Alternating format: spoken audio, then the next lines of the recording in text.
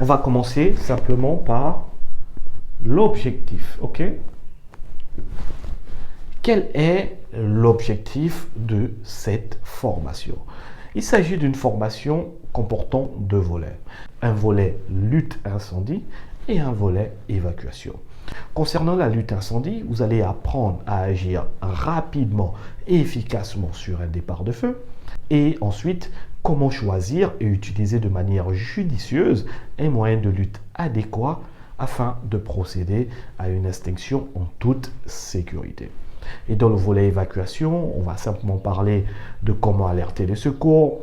On va parler des consignes de sécurité inhérentes à un établissement. Vous allez également maîtriser les procédures d'évacuation en intégrant les rôles et les missions des guides-fils, des serre-fils et des responsables d'évacuation. Et pour finir, vous allez simplement devenir un acteur de la prévention dans votre entreprise. Parce que le but de cette formation, c'est de tout faire pour que vous n'agissez jamais pour éteindre un feu. Le meilleur équipier de première intervention, c'est celui qui va jamais éteindre le feu. Vous allez tout faire au quotidien pour prévenir un début de feu. Parce que c'est ça votre rôle, ok? Ce qu'il faut savoir, c'est que l'équipier de première intervention que vous allez devenir aura peut-être 1% de son temps, sans le souhaiter, ou moins d'1%, où vous allez agir pour combattre un début de feu. Qu'allez-vous faire les 99% de votre temps général en entreprise? Il faut changer ou bien modifier le comportement de vos collègues. Vous allez tout faire pour que aucun feu n'apparaisse en entreprise. Vous allez être un acteur de la prévention. Vous allez leur dire par exemple ça c'est pas bon, ça c'est pas bon, ça c'est pas bon, ça c'est pas bon. Et vous allez être chargé de faire remonter les informations à la hiérarchie, par exemple à votre comité de sécurité et de santé au travail. Très bien, alors rentrons dans le vif du sujet. Pour commencer, il y a une différence importante entre un feu et un incendie. Ok? Un feu est différent d'un incendie. Un feu, c'est tout ce qui est contrôlable. Simplement. Par exemple, un feu de bois, vous êtes assis autour, vous le contrôlez. Un feu de gazinière, vous cuisinez tranquillement parce que vous contrôlez ce feu. Si vous avez fini votre cuisine, vous éteignez l'arrivée de gaz depuis la gazinière et vous fermez votre bouteille de gaz butane. Donc, c'est tout ce qui est contrôlable le feu. Avec quoi on combat le feu en entreprise? Avec les moyens de première intervention. Simplement, ok? Les moyens de première intervention, ce sont les extincteurs, ce sont les robinets d'incendie armé, RIA, des couvertures anti-feu, il y a également des bacs à sable, etc., etc. Et qui utilise ces moyens de première intervention? Ce sont les équipiers de première intervention. Voilà pourquoi vous suivez cette formation. C'est pour utiliser les moyens de première intervention afin de combattre le feu s'il venait à naître. Mais 99% de votre temps, rappelez-vous, c'est la prévention de ce début de feu. Vous allez tout faire pour que jamais un feu ne naisse dans votre entreprise. On est d'accord? Donc, le feu, c'est quelque chose de contrôlable. Avec quoi on combat le feu? Avec les moyens de première intervention. Ce sont les équipiers de première intervention que vous allez être qui vont être chargés de combattre les débuts de feu. Par contre, un incendie, c'est quelque chose d'incontrôlable dans le temps et dans l'espace. C'est un feu qui a échappé au contrôle de l'homme finalement. Et de ce fait, il change de nom. Il devient incendie. Incendie. Et il y a des gens qui sont payés pour combattre les incendies. Ce n'est pas vous. Il y a des gens qui sont payés pour combattre les incendies. C'est qui? Ce sont les sapeurs-pompiers. Simplement, on est d'accord. Ça s'appelle également la deuxième intervention. La deuxième intervention. De ce fait, vous êtes équipier de première intervention. Vous allez tout faire pour que jamais un feu ne naisse. Et si le feu venait à naître, vous allez le combattre et l'éteindre rapidement avant qu'il se transforme en incendie. Parce que vous n'êtes pas payé pour combattre les incendies. Ce sont les sapeurs-pompiers, encore appelés la deuxième intervention. Dans certaines entreprises, ils ont des équipiers de seconde intervention. C'est des mini sapeurs-pompiers d'entreprise qui sont capables d'effectuer une extinction d'un feu beaucoup plus grand, qui sont capables de contenir un incendie, qui sont capables d'effectuer des reconnaissances sous aérie ou bien d'effectuer des sauvetages. Donc tout ceci, c'est très important, les équipiers de seconde intervention, parce que ça ne laisse pas de répit au feu justement ou à l'incendie avant l'arrivée des sapeurs-pompiers. Donc, feu est différent des incendies. S'il y a un incendie chez vous, qu'est-ce que vous faites? Vous lancez l'évacuation et en même temps, vous alertez les secours. Là, on le verra beaucoup plus haut dans la formation. Mais vous, c'est ici. Jamais un feu. Jamais un feu ne doit naître dans votre entreprise. On est d'accord pour ça? Très bien. Donc, ce qu'il faut savoir simplement, c'est que la sécurité incendie a deux étapes. On a l'étape prévention, comme je vous disais, avec un petit p ici, prévention, et on a la prévision. OK? La prévention, je vous ai dit, c'est de tout faire pour que jamais un feu ne naisse dans votre entreprise. La prévention, c'est 99% de votre temps, parce qu'il n'y a pas de feu à chaque fois que vous allez au bureau, pas du tout.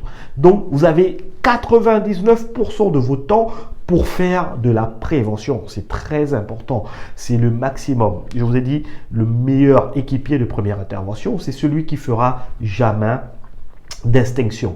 Franchement, ça ne sert à rien de le souhaiter. Oh, j'ai bien envie d'utiliser un extincteur, j'ai bien envie de faire ça. Non, pas du tout. Vous êtes là pour modifier le comportement du travailleur. OK? Et la deuxième étape dans la prévention des incendies, c'est la prévision. Le chef d'entreprise prévoit les moyens de lutte adaptés aux risques de l'entreprise.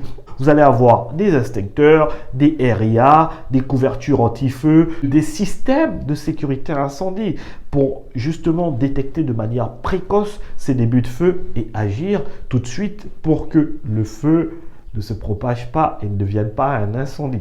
Est-ce que vous comprenez? Donc, vous avez deux étapes dans la prévention des incendies. La prévention elle-même avec un petit p et la prévision, encore appelée l'action pour certains. Est-ce que vous comprenez? J'espère que oui. Nous démarrons assez fort et j'aimerais que vous restiez avec nous. Alors, pourquoi on met en place une prévision?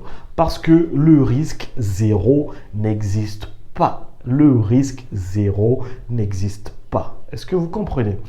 Et ça, le triangle du feu va bien nous l'expliquer. Ici, nous avons le triangle du feu. OK? Nous avons le combustible, le comburant et l'énergie d'activation. OK? Et les trois éléments donnent la combustion. Donc, le feu. Ici. Et les trois éléments donnent la combustion. Donc, c'est-à-dire le feu. Il faut nécessairement ces trois éléments pour qu'il y ait un feu. Est-ce que vous comprenez? Le combustible, c'est tout ce qui brûle. Bois, papier, tissu, essence, gasoil, tout ce qui est capable de brûler. Le comburant par excellence, c'est l'air et particulièrement l'oxygène qui se trouve dans cet air. OK? Donc, nous avons constamment du combustible, nous avons constamment de l'air autour de nous. Et l'énergie d'activation, c'est la source de chaleur, donc cette petite flamme qui va venir créer la combustion.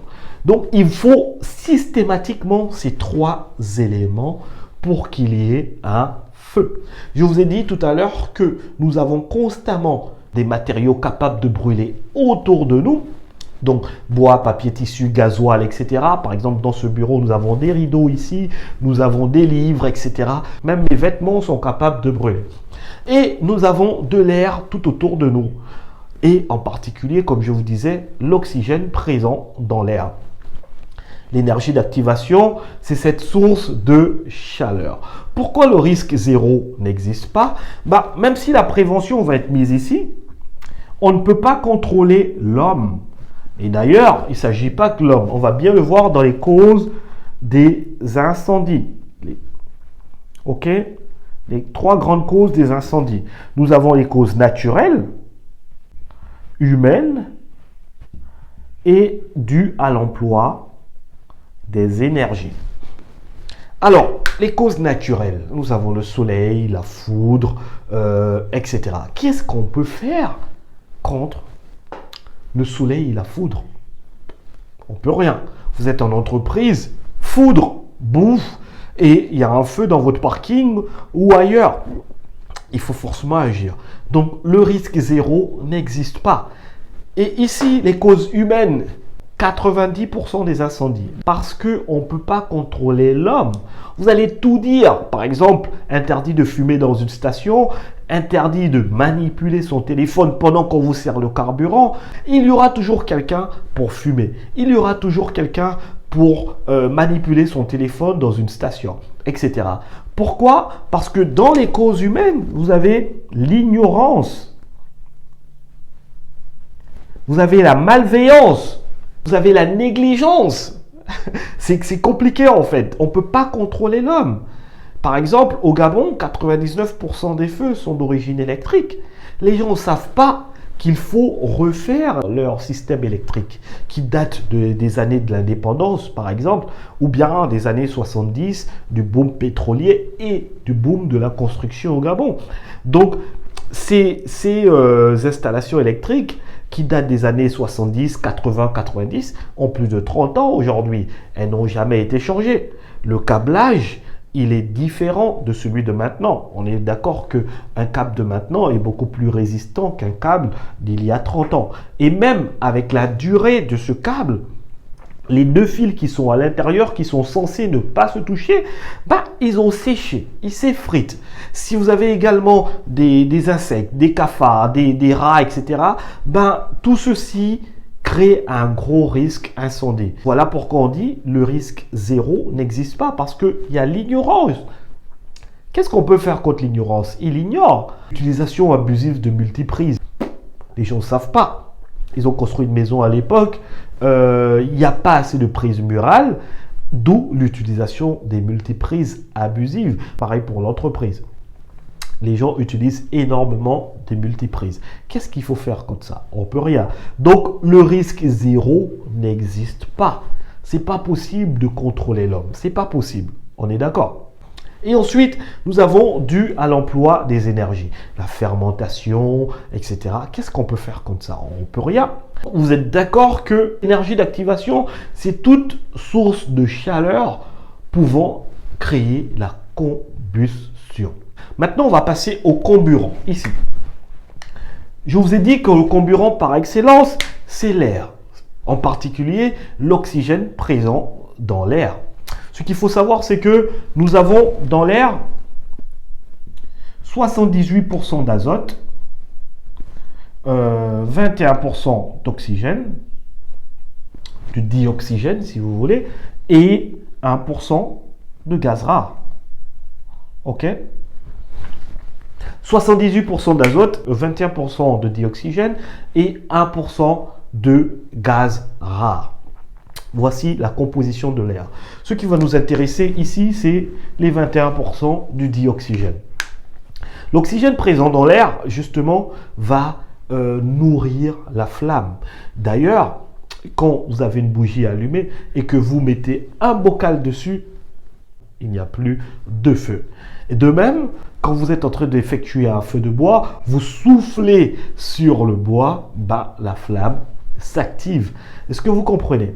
Ce qui fait du comburant un élément important lors des extinctions des feux par les sapeurs-pompiers. C'est important, la gestion du vent. OK? Bonjour, je m'appelle Steven Bekale et aujourd'hui je veux simplement vous parler de la formation équipier de première intervention de Bex Consulting Gabon en e-learning, c'est-à-dire à distance. Vous pouvez la suivre depuis chez vous, depuis votre bureau, depuis votre entreprise, etc. C'est fini les dépenses liées à la logistique, liées au petit déjeuner des stagiaires, liées au transport et au déplacement, etc. C'est fini les dépenses et le stress liés à toute cette logistique. Aujourd'hui, je vous présente la meilleure formation équipier de première intervention au Gabon. Vous avez 80% e-learning et à l'issue de cette formation e-learning, vous avez droit à un certificat immédiatement. Les 20% restants, c'est à l'issue d'un rendez-vous que nous prendrons dans votre entreprise avec vos responsables d'entreprise et de sécurité afin d'effectuer une visite de sécurité dans votre entreprise, tester tous les moyens de secours de votre entreprise, vous donner des conseils à chaud immédiatement, effectuer des exercices sur feu réel avec utilisation des extincteurs, fuite de gaz enflammé, etc. Et pour finir, tous les apprenants sont redirigés sur un forum de professionnels pour maintenir les connaissances. Ils auront droit à des quiz une fois par mois concernant la sécurité avec des cas concrets incendie issus de nos expériences en entreprise. Vous l'avez compris, c'est une aubaine. Merci de m'avoir suivi. Je m'appelle Steven Bekale. Je suis formateur de formateurs incendie. Je suis un ancien sapeur-pompier, membre de l'instruction du corps des sapeurs-pompiers du Gabon. Je suis formateur inscrit dans la base de données ForPrev de l'INRS France et je suis le responsable pédagogique de la société Bex Consulting Gabon. Merci de m'avoir suivi et je vous souhaite une excellente journée.